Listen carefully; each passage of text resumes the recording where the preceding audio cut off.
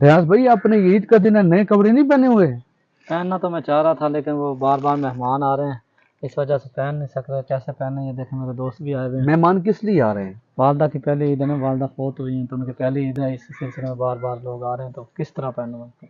اچھا، اللہ اکبر، یہ آپ نے اس وجہ سے کپڑے نہیں پہنے کہ آپ کی والدہ کی پہلی عید ہے اور آپ پہننے بھی چاہ رہے تھے لیکن دوست آ رہے ہیں، یعنی انڈرسٹوڈ آپ کے مائنڈ میں ہوگا کہ اگر میں پہنوں گا تو یہ لوگ کہیں گے کہ یہ والدہ کی پہلی عید ہے پھر بھی پہن رہا ہے۔ اللہ اکبر، یہی تو غلط ہے۔